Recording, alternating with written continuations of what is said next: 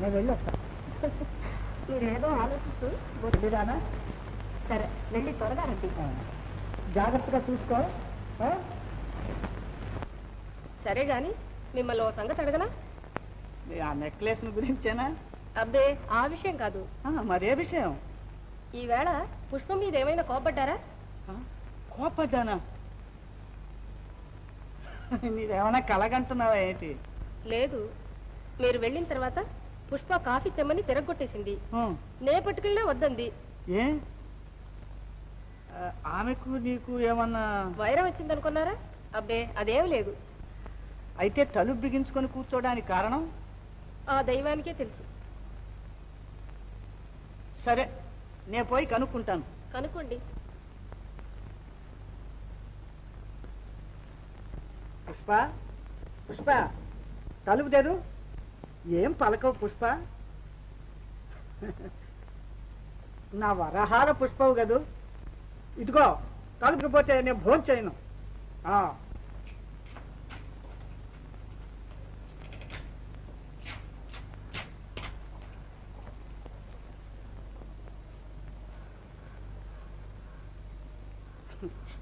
ఏమిటి పుష్ప ఇదంతాను? ఏం జరిగిందో చెప్పవు? అసలు కోపం ఎందుకు వచ్చింది? అవును, మాటలకు లోట్లేదు. ఎంత పెడితే మా అమ్మ అవుతావని మాటలు చేతులు అలాగా. ఏమిటి పుష్ప? అయితే ఇంతకు నేను చేసిన తప్పేమిటి? ఇందాక మీరు బయటికి వెళ్ళేటప్పుడు అక్కతో చెప్పెళ్ళారు కానీ నాతో ఒక ముగ్గు చెప్పారా? నీకు ఇంకా చిన్నతనం పోలేరు పుష్ప. రా ఇలా రా, కూర్చో.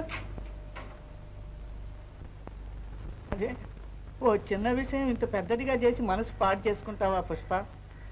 అబ్బే ఏం బాగలేదు. లే, ఇదిగో ఇక ముందు నీతో చెప్పకుండా ఏ పని చెయ్యను, సరే? అవును, ఈ ఇంట్లో నాకేం స్వతంత్రం ఉంది? నాకేం కావాలన్నా అక్కడే తీసుకోవాలి. అంచేత ఇది పెట్టే ఆవిడ అయిన దానికి కాందానికి అనవసరపు ఖర్చులు చేస్తుంటుంది. నేను ఎప్పుడైనా తలకి సువాసన నూనెలు, ఒంటికి సబ్బులు కొంటుంటాను. ఈ స్వల్ప విషయానికి అక్కగారి పర్మిషన్ అడగాలంటే సిగ్గుగా ఉంటుంది. ఓ అలాగా. ఈ క్షణం నుంచి ఇనపెట్టే తాళం చేయి నీ దగ్గరే ఉంచుకో.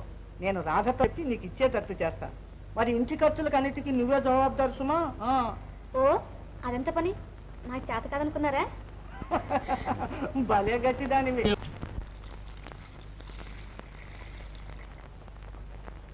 అమ్మా, ఏం శేషమ్మా? పిల్లవాళ్ళ బడి జీతానికి వచ్చానమ్మా. విమలా, శేషమ్మా, పిల్లలంతా కులాసగా ఉన్నారా? బాగా చదువుకుంటున్నారా? మీ దయవల్ల అంతా కులాసాగా ఉన్నారు, బాగా చదువుకుంటున్నారు. ఏమ్మా విమలా, చిన్నమ్మ గారు రెడీగా 5 రూపాయలు తీసుకురా. సరేనమ్మా. పిల్లల్ని బాగా చదివించు. చిన్నప్పుడు చదువుకుంటేనే పెద్దప్పుడు వృద్ధిలోకి వస్తారు. నువ్వేమీ ఆస్తులు ఇవ్వక్కర్లేదు వాళ్ళకి. బాగా చదివిస్తే అదే 10,000. అమ్మా, ఈ అనవసరం ఖర్చులు ఎందుకని చిన్నమ్మగారు చెబుతున్నారమ్మా. మామూలుగా మనం ఇస్తున్నామని నువ్వు చెప్పలేదు? చెప్పానమ్మా, కానీ ఆవిడ చాలా చిరాగ్గా మాట్లాడుతున్నారు. చదువుకే కదా మనం ఇస్తున్నాం, వాళ్ళకి అది ఎంతో ఉపకారం చేసినట్లుంటుంది. అందుకని డబ్బు దానం చేయమంటారా? ఆయన ఎంత కష్టపడి డబ్బు కనిస్తున్నారో నాకు తెలుసు. భలే పుష్ప. చూడండి, అక్క వస్తాను వచ్చే వాళ్ళకి పోయే వాళ్ళకి డబ్బు దానం చేయమంటుంది. ఈ అనవసరపు ఖర్చు ఎందుకని నేనంటాను. వయసులో చిన్నదానివైనా పెద్దదానివి. రాధా, ఇక ముందు డబ్బు విషయాల్లో జోక్యం కలుగు చేసుకోవద్దు. అన్ని విషయాలు మన పుష్పే చూసుకుంటుంది.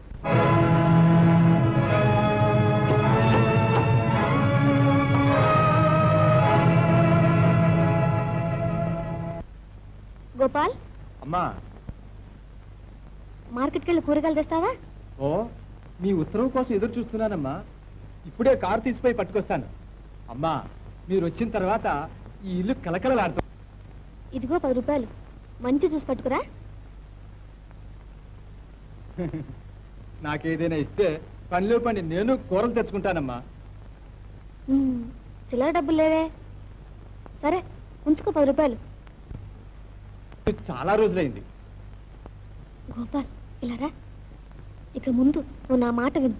నీకు ఎప్పటికైనా ఏదైనా కావాల్సి వస్తే నన్ను అడుగు. ఇక్కడ జరిగే విషయాలు ఎప్పటికప్పుడు నాతో చెప్తూ ఉండు. ఏ ఓ దానికేమమ్మా, మీ ఆర్డర్ ప్రకారం చేస్తాను.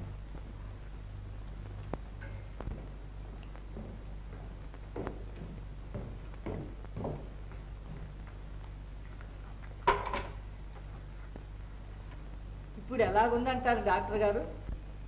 నిన్న రాత్రి కంటి మీద కునుకు లేదు, వాంతులు కూడా ప్రారంభించాయి. ఒంట్లో మరేం లేదు. ఆ, some good news for you. మీకు కొడుకు పుట్టబోతున్నాడు. ఆ? భార్య గర్భవతి అయ్యారు. వాంతులు తగ్గడానికి ఈ పౌడర్ తెప్పించింది. Good morning sir. నమస్కారం. రండి. ఇన్నాళ్ళకి నా కోరిక నెరవేరింది. మనకి ఏదో ఒక్కటే లోటుగా ఉంది సార్. కాలం నాడు కడుపును ఒక్క కొడుకు కలిగితే ఇంకా కావాల్సిందే ఉంది. అన్నట్టు పుష్ప లోపల ఉందండి. లోపలికి వెళ్ళండి. చిత్తం ఈ మందు తెప్పించవండి. అవసరం వస్తే కబురం పండి మళ్ళీ వస్తాను. థ్యాంక్స్. నమస్తే డాక్టర్.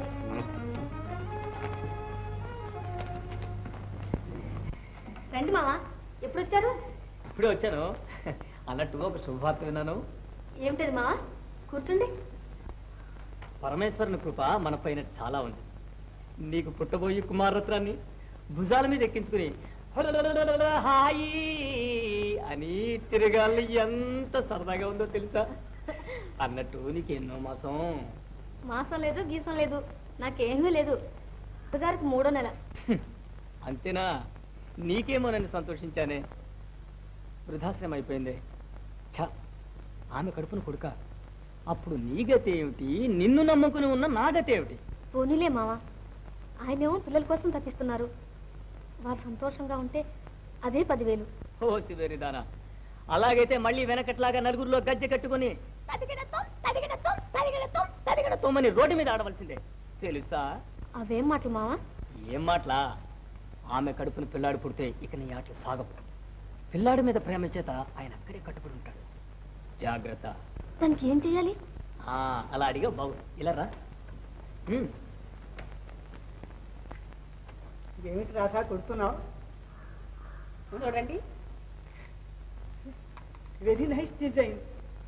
ఇంకే పుట్టబోయే పిల్లాడికి అప్పుడే చొక్కా కొడుతున్నావు అన్నమాట. టెలిగ్రామ్ వచ్చిందండి. ఆ? ఏది?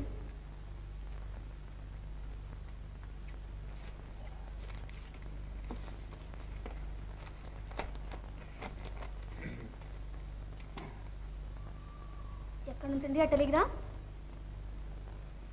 ఏ మాట్లాడరే?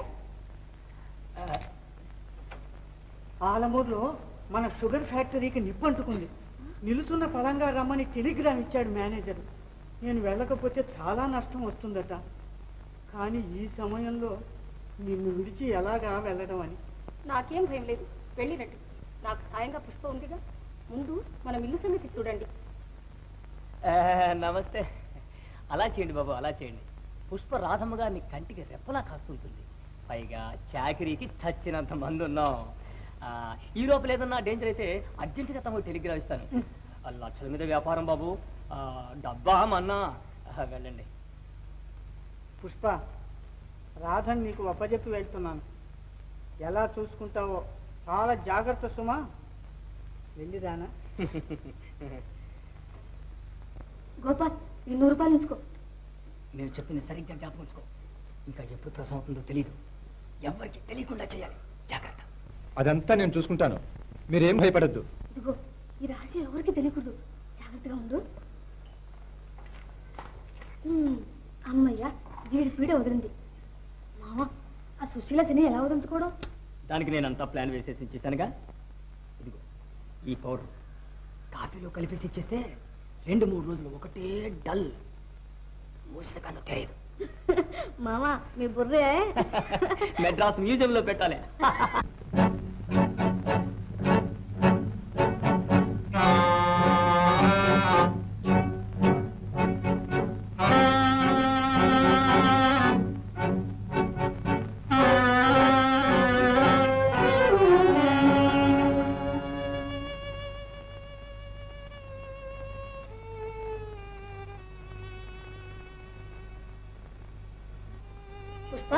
పిల్లాడు ఎక్కడా? లేదు చూడొద్దు. పిల్లాడా? అక్క, పిల్లాడు ఎక్కడా? చెప్పు పుష్ప. అక్క, పిల్లాడు పుట్టిన కొంతసేపు వరకు ప్రాణంతోనే ఉన్నాడు. తర్వాత మన అందరిని విడిచిపెట్టి వెళ్ళిపోయాడక్క. అయ్యో దైవం, నేనెంత పాపాత్మురాల్ని. నా పిల్లాడేడి, ఒక్కసారి నన్ను చూడనివ్వండి, చూడనివ్వండి. వద్దక్క, ఈ స్థితిలో మరి పిల్లవాడిని చూడకూడదు. అసలు ఆ కుర్రాడు వికలాంగుడుగా పుట్టాడు. డాక్టర్ కూడా మిమ్మల్ని చూపించవద్దండి. అయ్యో, నా పిల్లాడిని కళ్ళారి చూసుకోలేదు. మీరు ధైర్యం వహించి అమ్మగారికి ధైర్యం చెప్పాలి కానీ మీరే ఇలా విచారిస్తే అలాగా? మనుషులంటే ఏమిటి? మట్టి బొమ్మలు. ఇవాళ చూసిన వాళ్ళు రేపు కనపడడం లేదు. ఇలా ఉంది మాయా ప్రపంచం. అవును, అసలు పిల్లలు లేదంటే ఒకటే విచారం. లేక లేక ఒకటి కలిగి మనకు దక్కలేదంటే వేరే చెప్పేదేముంది? ఇంతకే ఆ కుర్రాడికి భూమి మీద నూకలేకపోయి ఏం చేద్దాం? మనకు ప్రాప్తం లేదు. భగవంతుని అనుగ్రహం ఇలా ఉంది. ఎంత